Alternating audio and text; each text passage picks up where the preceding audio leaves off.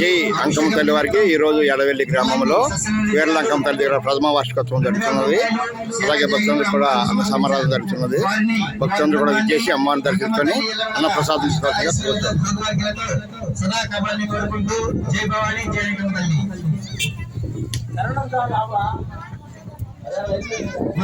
భద్రాచలం గారు అమ్మవారి జనాలతో 100 రూపాయలు ఇచ్చారు. వారిని వారి కుటుంబాన్ని అమ్మవారు ఎల్లవేళలా అష్టైశ్వర్య సౌభాగ్యాలతో కాపాడి కోర్సు జయభవాని జయంకమ్మ తల్లి. గజ్జల దుర్గారావు గారు అమ్మవారికి 100 రూపాయలు ఇచ్చారు. వారిని వారి కుటుంబాన్ని అమ్మవారి ఎల్లవేళలా కావాలని కోరుచున్నాం.